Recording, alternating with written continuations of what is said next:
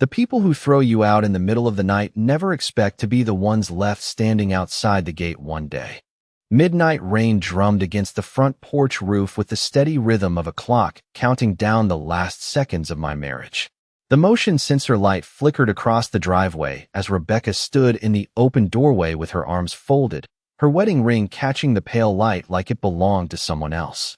Behind her, her father Richard Collins stared at me with the same smug satisfaction he'd worn for years, while Susan, my mother-in-law, shook her head as though she were witnessing the final chapter of a long overdue disappointment.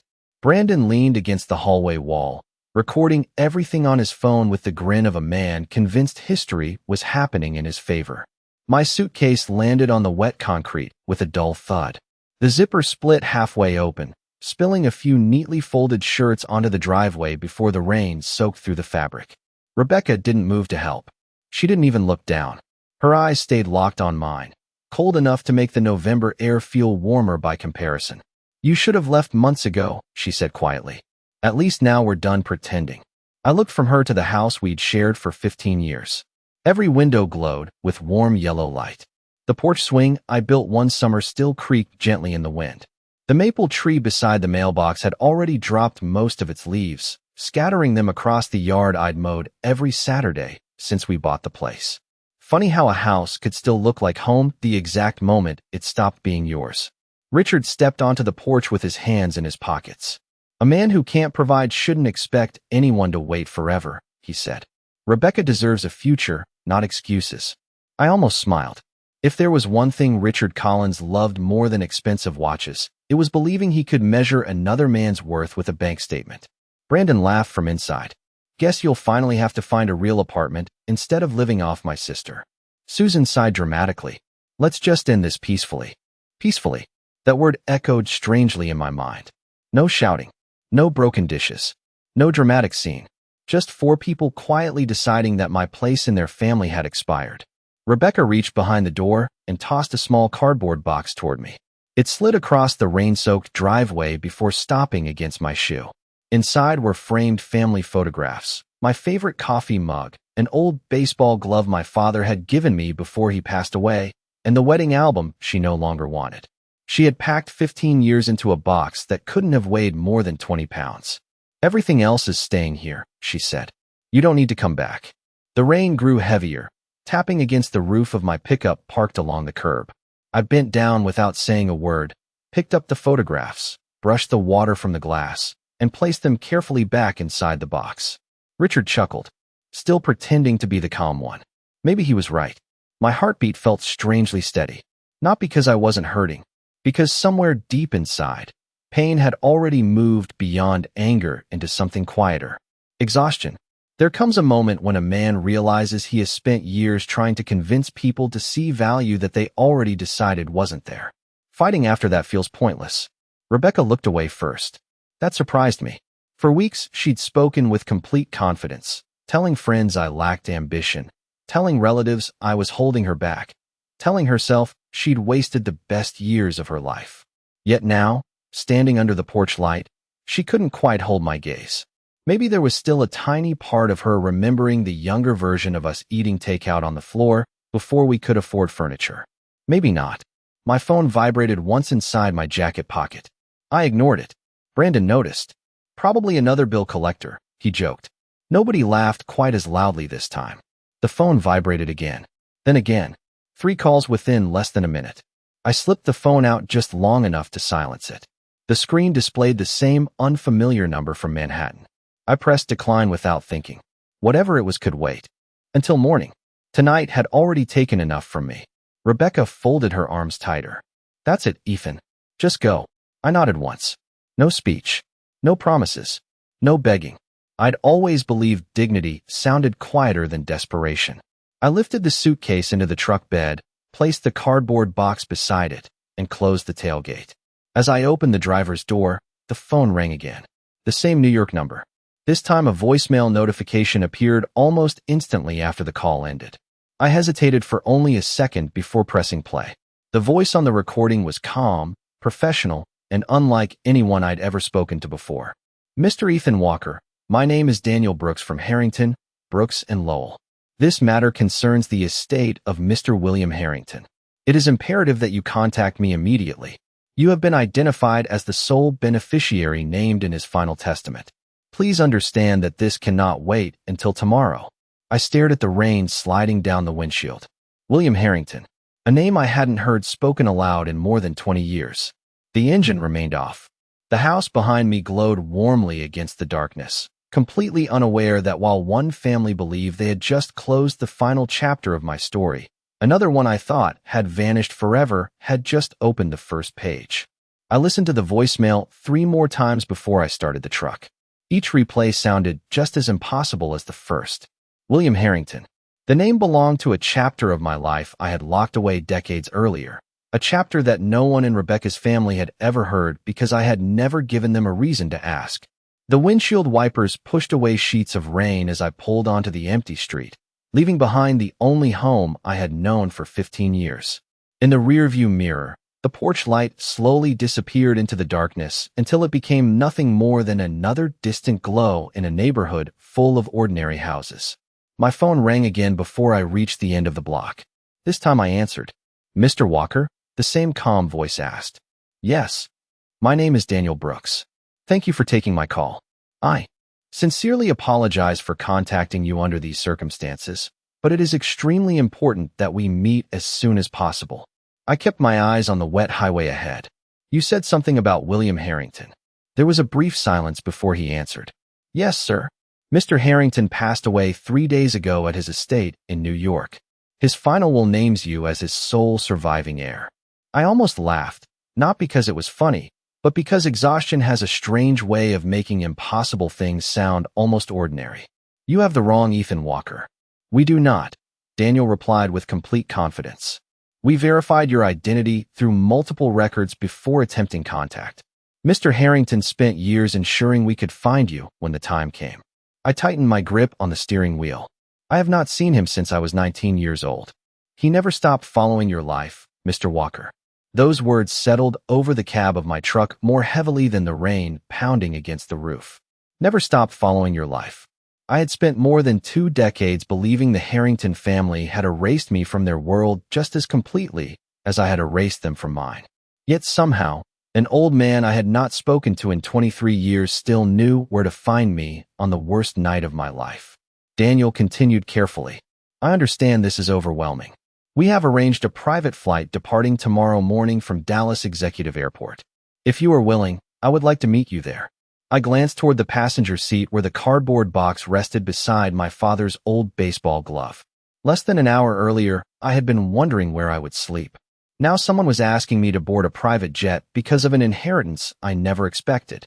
Life does not always knock before it changes everything. Sometimes it quietly waits until you believe you have lost everything before opening a completely different door. "I will be there," I finally answered. "Thank you, Mr. Walker. And one more thing." "What is it?"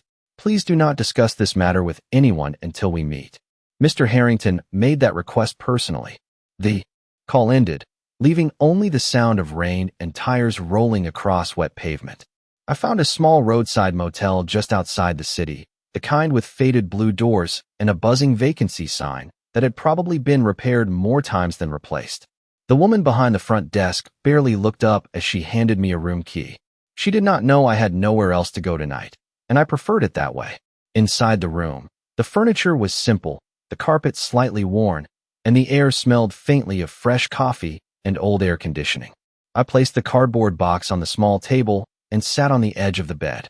For the first time all night, the silence felt complete. My wedding ring rested against my finger, catching the dim bedside lamp exactly the way it had under Rebecca's porch light. I slowly removed it and placed it beside the family photographs. The empty space it left behind felt strangely lighter than I expected. I picked up one picture from the box. Rebecca and I stood smiling in front of our first home, both of us younger, both convinced hard work would solve every problem life could invent. Back then she used to laugh whenever I fixed something around the house instead of hiring a contractor. She said my hands could build almost anything. Somewhere along the way, those same hands stopped looking dependable and started looking ordinary. I often wondered when love begins measuring success in dollar signs instead of quiet sacrifices. Maybe the answer comes so slowly that nobody notices until it is already too late. My phone buzzed again, but this time it was not Daniel Brooks. It was a message from Rebecca. It contained only 6 words. Please do not come back tomorrow morning. I stared at the screen for several seconds before locking the phone without replying. She believed tonight was the end of our story. She believed tomorrow I would wake up as the same man she had decided was no longer enough. Looking back now, I realized neither of us had any idea that by sunrise, the world we both thought we understood would already be gone. Sleep came in short, uneven stretches that night, interrupted by memories I had spent years pretending no longer mattered. When the alarm on my phone sounded at 5:30 in the morning, I was already awake, sitting by the motel window with a paper cup of coffee growing cold in my hands. Outside, the storm had passed. The parking lot glistened beneath the first pale light of dawn, and for the first time in a very long while, I had no idea what the day would bring. I shaved, pressed the least wrinkled shirt I had managed to rescue from my suitcase, and drove toward Dallas Executive Airport with more questions than answers. Every mile seemed to carry me farther away from the life I had known and closer to one I had never expected to see again. A black sedan waited outside the private terminal exactly where Daniel Brooks had instructed. The driver stepped out before I even turned off the engine. "Mr. Walker?" he asked politely. I nodded. He offered a respectful smile, collected my suitcase himself, and guided me toward a quiet building with polished stone floors and large windows overlooking a sleek, white jet waiting on the runway. It was not extravagant in the loud way wealth is often portrayed. It was something else entirely. Quiet confidence. Everything worked because it had been planned that way years before anyone arrived. Daniel Brooks stood near the entrance wearing a navy suit and silver-framed glasses. He looked exactly as I had imagined from his voice. Professional, composed, and strangely sympathetic. He extended his hand. "Thank you for coming, Mr. Walker." His handshake was firm without trying to prove anything. "I almost did not," I admitted. "That would have disappointed your grandfather greatly." I looked at him carefully. He was never really my grandfather. Daniel gave a small nod. "Legally, perhaps not. Personally, I believe he always considered you family." Those words lingered as we boarded the aircraft. Inside, everything felt understated. Soft leather seats, polished walnut tables, fresh flowers arranged near the entrance. No unnecessary displays of luxury, just careful attention to detail. After we reached cruising altitude, Daniel placed a thick leather folder on the table between us. "Before we discuss the estate, there is something you deserve to know." He opened the folder and slid across several old photographs. My breath caught immediately.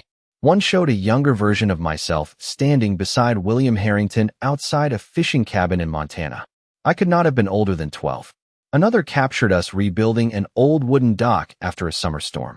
In every picture, he was smiling, not like a billionaire posing for a magazine, but like an old man happiest when no one else was watching. "I thought these were gone," I whispered. Daniel looked down at the photographs. Mr. Harrington kept every one of them.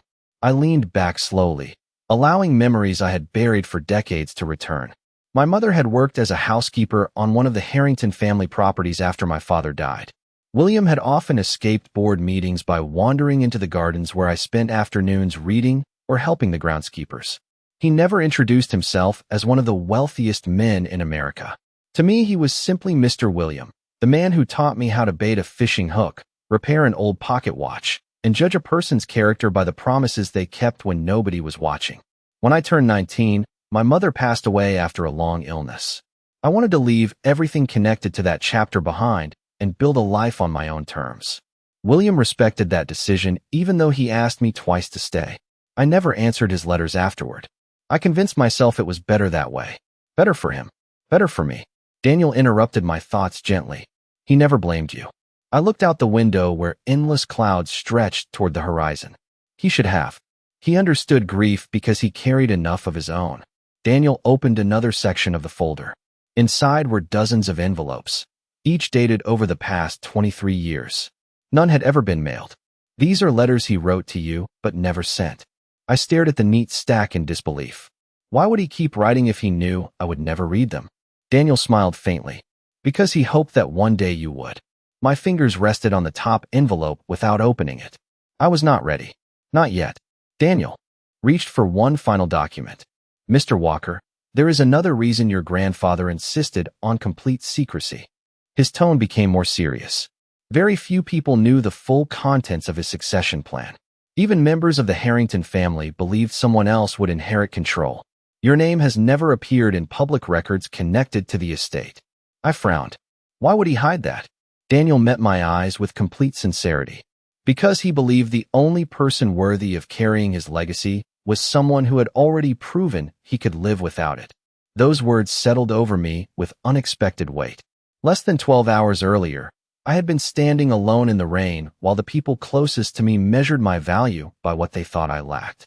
Now I was beginning to understand that an old man had spent decades measuring me by something entirely different, and before this day was over, I would finally learn why. The jet landed just before noon beneath a gray New York sky that seemed determined to keep every secret hidden a little longer. A black sedan carried us through streets I had not seen since I was a young man, past neighborhoods that looked both familiar and completely transformed by time. Towering buildings reflected the clouds like polished mirrors, while people hurried along sidewalks without realizing that somewhere among the traffic sat a man whose entire future had shifted in less than 24 hours.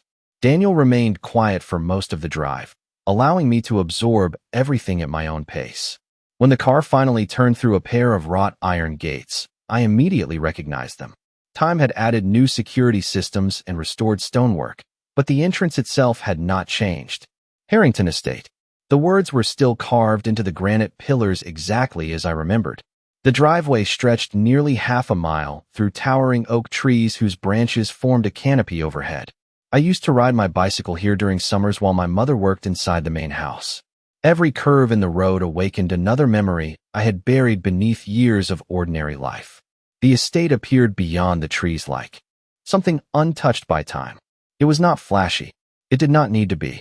White limestone walls, tall columns, wide terraces overlooking perfectly maintained gardens, and windows that reflected the afternoon light with quiet confidence. Wealth this old never felt the need to introduce itself. It simply existed. The moment I stepped from the car, an elderly groundskeeper looked up from trimming a hedge. He froze, removed his cap, and stared at me for several long seconds before his eyes began to glisten. "Master Ethan," he whispered almost to himself. I blinked in surprise. "Thomas." His smile spread slowly across his weathered face. "I knew you would come home one day." Home. I had not heard anyone use that word for this place in more than 2 decades. Thomas had taught me how to care for the rose gardens when I was 13 years old. He looked older now, his hair completely silver, but the kindness in his eyes had not changed. He shook my hand with both of his. "He waited for you every spring," Thomas said softly. "Every single year he would sit on the east porch after breakfast and tell us. Maybe Ethan will surprise us today." I lowered my eyes for a moment, unable to answer. Some regrets arrive all at once. Others grow heavier every year until you finally have to carry them. Inside the mansion, nothing felt like the museums wealthy families sometimes create. Books remained open on tables. A pair of reading glasses rested beside an armchair. A chessboard still held a game that looked as though someone expected to return after lunch. William Harrington had built an empire, yet the room that held his favorite chair still smelled faintly of cedar wood and fresh coffee. Daniel guided me into a private study lined from floor to ceiling with leather-bound books. A portrait of William hung above the fireplace. The artist had captured the same calm expression I remembered from childhood. There was authority in his face, but also warmth. Daniel waited until the door closed before speaking. "Everything in this room has remained untouched since his passing." He handed me a small brass key. He instructed that only you were to open the desk. My hand hesitated before sliding the key into the old oak desk. The lock clicked softly. Inside were journals, carefully organized folders, family photographs, and one sealed envelope with my name written in William's unmistakable handwriting. Ethan. Nothing more. No titles. No formalities. Just my name. I slowly opened the envelope and unfolded the letter inside. The paper felt older than it looked. "If you are reading this," it began, "then I have finally run out of time, but you still have yours. I always hoped you would choose your own path before accepting mine. That is why I never forced you to return. Character cannot be inherited. It must be earned. You earned yours long before you knew what waited for you here. I stopped reading for a moment as my vision blurred. Daniel quietly stepped toward the window, giving me the privacy he knew I needed. I continued. The world will tell you that this family built its fortune with money. That is only half the truth. It was built with trust, restraint, patience, and the willingness to keep your word when breaking it would have been easier. Those values are worth far more than every building, company, and account that now carries our name. I leave everything to you because I have already watched you live without any of it. A man who remains honorable while believing he owns nothing is the only man I trust to own everything. I folded the letter carefully and looked around the study once more. Suddenly, every object in the room seemed to carry a different meaning. This was never about becoming rich overnight. It was about accepting responsibility for something much larger than myself. Daniel finally turned back toward me. There is one final matter we must discuss before the board meeting tomorrow morning. I nodded. The executive board believes your grandfather intended to appoint another successor. They do not yet know the contents of the will. I looked toward William's portrait above the fireplace. Then tomorrow will surprise more people than just me. Daniel gave the smallest smile. Yes, Mr. Walker. And by this time tomorrow, the entire Harrington legacy will legally belong to you. The following morning began long before sunrise. I found myself standing alone on the eastern terrace with one of William's unopened letters tucked inside my jacket and a cup of black coffee warming my hands against the crisp November air. From the hill overlooking the estate, the city shimmered in the distance while the gardens below remained perfectly still. It was the kind of silence that only exists in places built over generations instead of quarters. Thomas joined me without making a sound. He stood beside me for a moment before speaking. He always came out here before difficult meetings, he said. He believed clear decisions required quiet mornings. I smiled faintly. I wish I had asked him more questions. Thomas nodded slowly. Most of us only think of the right questions after the people who know the answers are gone.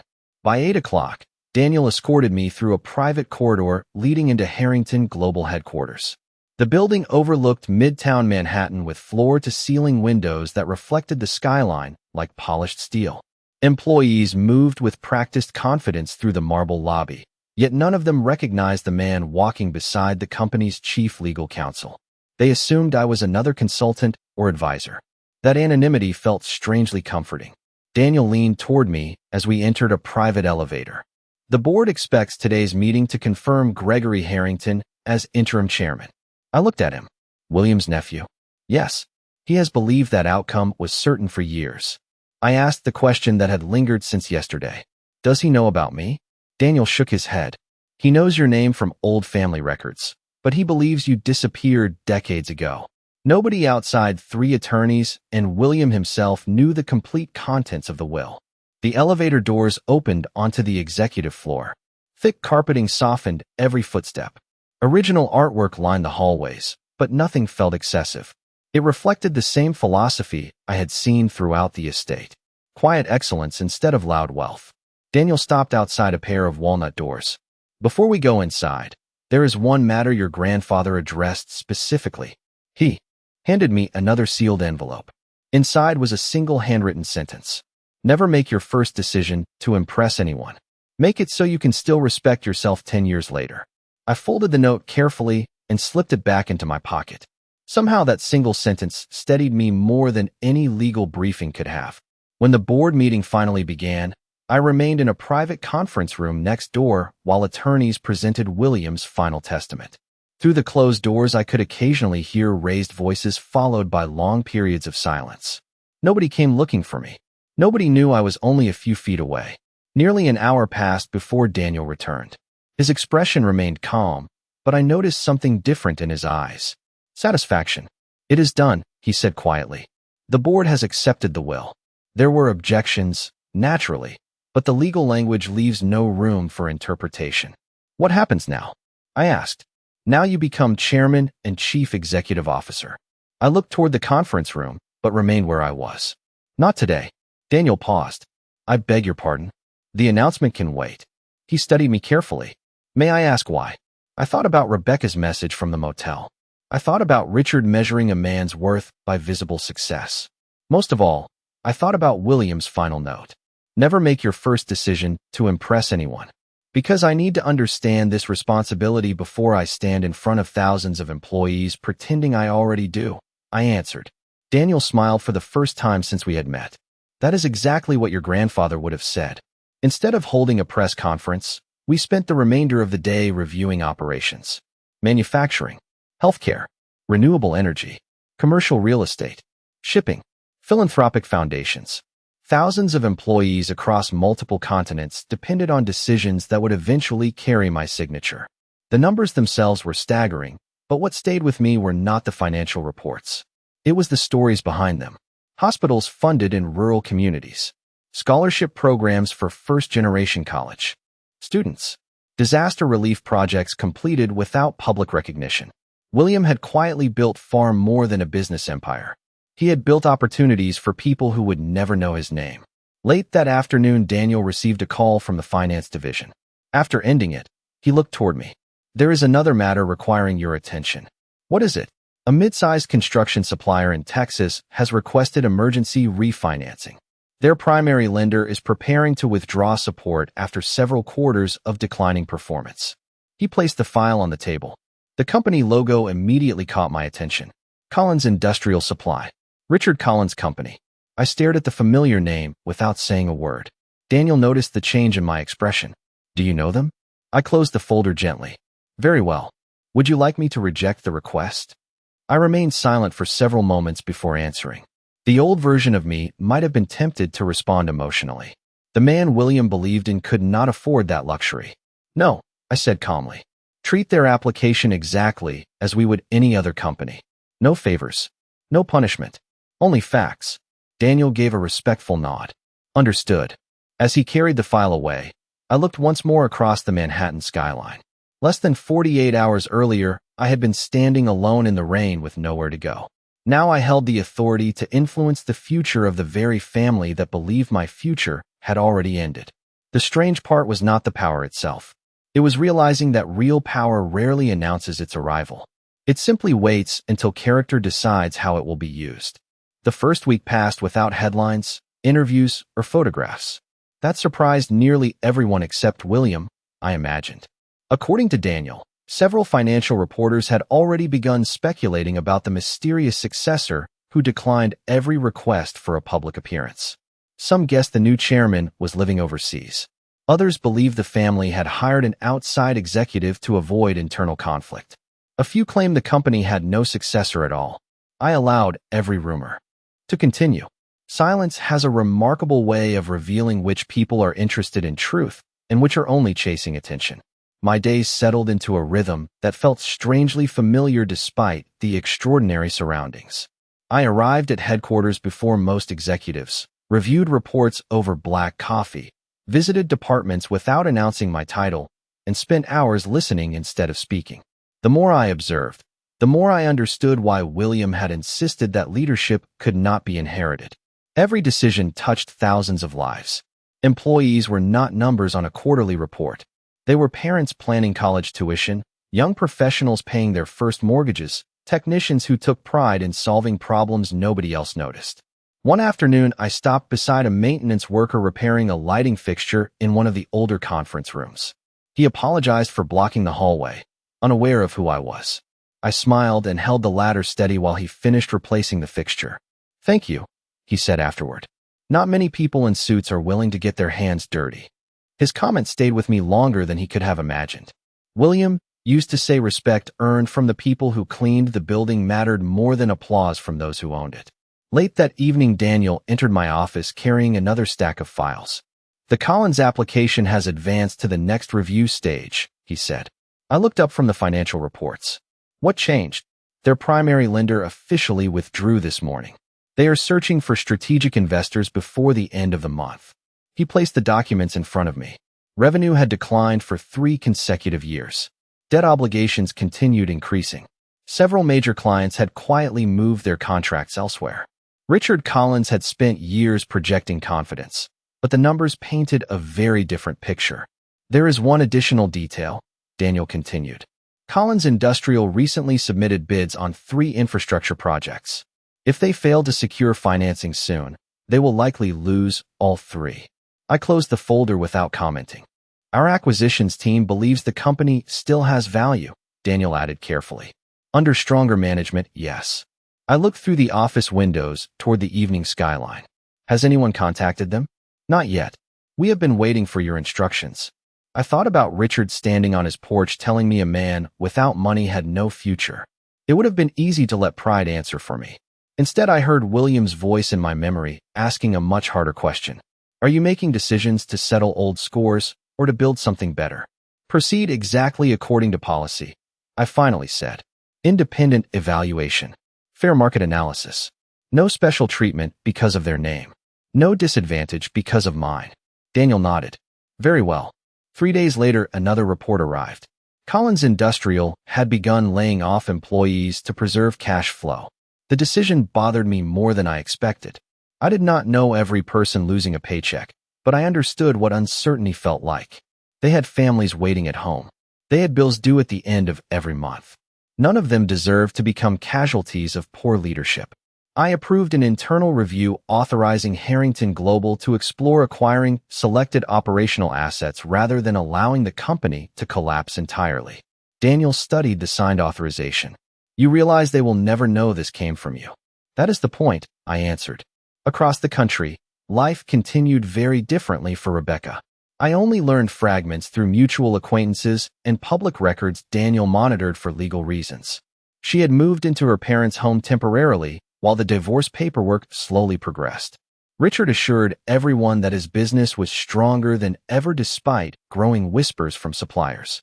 Brandon continued posting confident messages on social media about future expansion plans. They were performing certainty because they believed appearance could still change reality. One Friday evening, as I prepared to leave the office, my personal phone buzzed for the first time in days. Rebecca's name appeared on the screen. I stared at it until the call stopped. Seconds later, a voicemail notification arrived. I hesitated before pressing play. Her voice sounded different. Not emotional, just unusually quiet. Ethan, I know you probably do not want to hear from me. I found some papers that belong to you. They were tucked away in the garage. I thought you might want them back. That is all. No apology. No accusation. Only an unexpected softness that had been missing for months. I placed the phone back on the desk without responding. Looking back, I realized that was the first crack in the story everyone believed. Rebecca still thought I was rebuilding my life somewhere with a cheap apartment and a secondhand suitcase. She had no idea I had spent the past week walking the same hallways where decisions shaped industries across the country. More importantly, she still believed money was the biggest difference between the man she had left behind and the man I was becoming. She did not yet understand that the real change had nothing to do with wealth. It came from finally discovering the difference between proving your value to people who never intended to see it and quietly living in a way that no longer required their approval. 2 weeks later, the first real test arrived without warning. Daniel entered my office carrying a thin blue folder instead of his usual stack of reports. Whenever he carried only one file, it almost always meant the decision inside mattered more than the paperwork surrounding it. He placed the folder in front of me and quietly said, "The Collins acquisition review has reached its final stage." I opened the file slowly. Independent auditors had completed their analysis. The conclusion was direct. Collins Industrial Supply was no longer capable of sustaining its current debt structure. However, its distribution network, experienced workforce, and regional contracts still held considerable value if integrated into a stronger organization. The recommendation was simple. Harrington Global should acquire the operating assets, retain as many employees as possible, and restructure management immediately after closing. I read every page twice before looking up. Has Richard been informed? Daniel nodded. Not officially. His financial advisors know an institutional buyer has entered negotiations, but the identity of the purchaser remains confidential under the current agreement. I leaned back in my chair. Somewhere in Texas, Richard Collins was probably telling everyone he still controlled the situation. Pride often survives long after certainty disappears. Schedule the due diligence meeting, I said. I will attend. Daniel looked slightly surprised. In person? Yes. Very well. The meeting is in Dallas next Thursday. After he left, I walked toward the window overlooking Manhattan. Nearly 3 weeks had passed since the night I stood in the rain holding a cardboard box filled with the remains of my marriage. My life had changed so completely that sometimes I still caught myself expecting to wake inside that roadside motel. Instead, every morning I found another letter from William waiting on my desk. I had begun reading one each evening before leaving the office. They were never about money. They were about patience, responsibility, and the quiet discipline of becoming the kind of man whose decisions improve the lives of people he would never meet. One sentence from the latest letter stayed with me throughout the week. Success is measured by the number of people who sleep better because you kept your word. Thursday arrived beneath a clear Texas sky. The private aircraft landed just after 9 in the morning, and for the first time since leaving, I found myself back in the state where my old life had ended. Dallas looked exactly the same from above. Highways stretched across the landscape, neighborhoods blended into business districts, and somewhere beyond the skyline stood the small house where Rebecca had asked me never to return. Strange how familiar places can feel completely different after a single decision changes the direction of your life. Daniel and I drove directly to the regional headquarters of Harrington Global rather than the Collins offices. The acquisition team had reserved the largest executive conference room for the final negotiations. Every participant had signed strict confidentiality agreements. Even Richard still believed he would be meeting anonymous investment representatives instead of the company's chairman. As we reviewed the final agenda, Daniel glanced toward me. "You still have time to let another executive lead this meeting if you prefer." I smiled faintly. Running away has never solved anything. Shortly before noon, the receptionist informed us that the Collins delegation had arrived. Through the glass wall overlooking the reception area, I recognized Richard immediately. His expensive suit remained perfectly tailored, but something about his posture had changed. The confidence was still there, yet it looked heavier now, as though maintaining it required effort. Susan walked beside him carrying a leather portfolio. Brandon followed while talking into his phone, projecting the same loud certainty I remembered from the night he laughed as I loaded my suitcase into the truck. Then I saw Rebecca. She walked several steps behind the others wearing a navy business suit and carrying a folder against her chest. She looked thinner than I remembered, more tired, somehow. There was no anger on her face anymore, only quiet concentration. None of them looked toward the executive corridor where Daniel and I stood behind tinted glass. They had no reason to. In their minds, Ethan Walker was probably rebuilding his life somewhere far away, trying to recover from the humiliation of being sent away in the middle of the night. Daniel checked his watch. 5 minutes. I adjusted my tie and picked up William's fountain pen, the one he had used for every important agreement during the last 20 years of his life. Its weight felt reassuring in my hand. I remembered the final line from one of his letters. Never enter a room hoping to prove someone wrong. Enter hoping to do what is right after everyone else has finished proving themselves wrong. The conference room doors remained closed while final preparations continued inside. Through the glass, I watched Richard laugh confidently with his advisors, completely unaware that the future he expected to negotiate was about to collide with a past he believed he had already discarded. In a few moments, those doors would open, and for the first time since that rainy night, our paths would cross again. But this time, neither wealth nor titles would matter nearly as much as the choices each of us had already made. The conference room doors opened with quiet precision, and every conversation inside came to an immediate stop.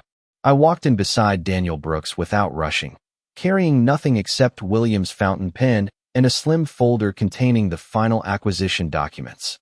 The room itself was elegant but understated, surrounded by floor-to-ceiling windows overlooking downtown Dallas. Around the long walnut table sat attorneys, financial advisors, senior executives, and the Collins delegation. For one suspended moment, nobody seemed to understand what they were seeing. Richard Collins looked directly at me with the polite indifference people reserve for strangers. Then recognition reached his eyes. His expression froze halfway between confusion and disbelief. Susan slowly lowered the portfolio she had been holding against her chest. Brandon blinked twice before leaning forward, as if changing the angle might somehow change reality. Rebecca did not move at all. She simply stared at me, her face gradually losing every trace of color. The silence became so complete that I could hear the faint hum of the air conditioning above us. Daniel stepped forward first. "Good afternoon, everyone." Thank you for your patience. Before we begin, I would like to introduce the Chairman and Chief Executive Officer of Harrington Global, Mr. Ethan Walker. No one spoke. Richard gave a short laugh that sounded more uncertain than confident. This is some kind of misunderstanding. Daniel calmly slid several legal documents across the table. There is no misunderstanding, Mr. Collins. The board of directors unanimously recognized Mr. Walker following the execution of William Harrington's final testament. Richard looked down at the documents, then back at me. Ethan, he finally managed. You? I met his eyes without raising my voice. Good afternoon, Richard. Brandon pushed his chair back so quickly that it rolled several inches across the carpet. This has to be a joke. One of Harrington Global's attorneys answered before I could. Everything presented today has been verified by the courts, the board, and independent legal counsel. Brandon slowly sat back down, unable to find another argument. Rebecca had still not spoken.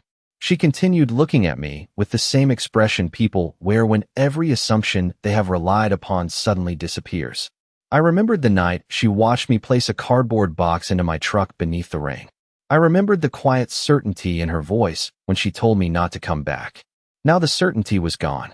Daniel invited everyone to take their seats again, and the meeting officially began. Financial projections appeared on the large display screens while analysts explained the condition of Collins' industrial supply. Every number confirmed what the independent review had already concluded. Revenue had fallen steadily. Credit lines had tightened. Several major contracts were approaching cancellation. Richard tried to defend each decision, speaking with the confidence that had built his career, but facts have a way of remaining calm while emotions grow louder. When the presentation ended, all eyes turned toward me.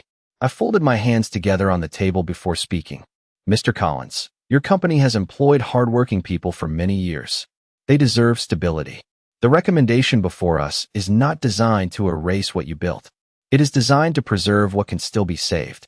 Richard swallowed before answering. Are you buying my company?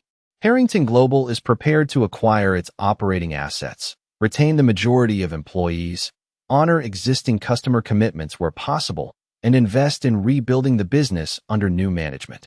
Richard lowered his eyes. For the first time since I had known him, he looked older than his years. Pride can carry a man through many seasons, but eventually reality asks for payment. Rebecca finally spoke, her voice barely above a whisper. You knew? I turned toward her gently. No. 3 weeks ago I knew as little as you did. She searched my face, almost hoping to find anger there. Instead, she found only honesty. Why did you never tell me about any of this? She asked. I answered without hesitation. Because there was nothing to tell. I did not know I would inherit anything. The man you married was the same man sitting here today. Tears gathered in her eyes, but she quickly looked away. I thought. She stopped before finishing the sentence. Sometimes unfinished words reveal more than complete ones ever could. Richard cleared his throat quietly. If this acquisition goes through, what happens to us? I looked around the room before responding. Employees who have served with integrity will have opportunities to remain. Existing obligations will be reviewed fairly.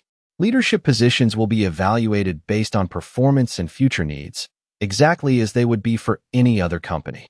There was no triumph in my voice because triumph had never been the purpose. William had not entrusted me with an empire so I could settle personal grievances. He had entrusted me with responsibility. The meeting continued for another hour as lawyers finalized terms and accountants reviewed schedules. When the last signature was placed on the agreement, Collins Industrial officially became part of Harrington Global. As everyone slowly began gathering their papers, Rebecca remained seated, watching me with quiet disbelief. The woman who once believed my future had ended the night she closed the front door now sat only a few feet away from the truth neither of us could have imagined back then. And somehow the greatest surprise was not the inheritance itself, but realizing that forgiveness had become much easier to carry than resentment ever was. The conference room gradually emptied until only a handful of people remained. Lawyers gathered signed agreements, assistants carried away presentation binders, and the conversations that had filled the room only minutes earlier faded into the quiet sounds of closing briefcases and distant footsteps. I stood by the window overlooking the Dallas skyline. watching the afternoon sun reflect across buildings that looked unchanged even though the lives inside them had shifted forever. Behind me, I heard soft footsteps stop a few feet away. "Ethan," Rebecca said quietly. I turned to face her. For several seconds, neither of us spoke. 15 years of shared memories stood silently between us, making ordinary words seem far too small. She held a familiar cardboard envelope in both hands. "These were the papers I told you about," she said. "I brought them with me today because I did not know if I would ever have another chance." She handed me the envelope. Inside were old photographs, the title to my father's pickup truck, my mother's handwritten recipe cards, and the small notebook where I had once written business ideas during long evenings at our kitchen table. I smiled gently. "Thank you for keeping them safe." She lowered her eyes. "I almost threw them away that night." There was no accusation in her voice, only regret. "I am glad you did not," I answered. She nodded slowly before looking back at me. "I have replayed that night in my mind every day since you left. I kept telling myself I was making the practical decision. I convinced myself that choosing security was the same as choosing the right future." She paused, struggling to continue. "Now I realize I stopped measuring the man standing beside me and started measuring the lifestyle I imagined instead." I listened without interrupting. Sometimes people need silence more than answers. Tears formed in her eyes, but she did not try to hide them. "I thought losing you would hurt for a while. I never imagined I would spend the rest of my life wondering how I became someone who could ask a good man to leave his own home." I took a slow breath before speaking. "Rebecca, the inheritance changed my circumstances. It did not change who I was. The man standing in front of you today is the same man who fixed the porch swing, stayed up with you when you were sick, celebrated every promotion you earned, and believed our marriage was worth protecting." She covered her mouth for a moment as another tear slipped down her cheek. "I know that now." I offered a small, genuine smile. "Knowing it now matters more than pretending you knew it then." She looked surprised by the absence of anger in my voice. "You are not angry." I thought about William's letters, about Thomas waiting every spring, about the lonely motel room where my life had quietly turned in a completely different direction. I was hurt, I admitted. But carrying anger into every new chapter would only allow the past to keep writing my future. She nodded slowly, understanding more than my words alone could explain. "I do not expect another chance," she whispered.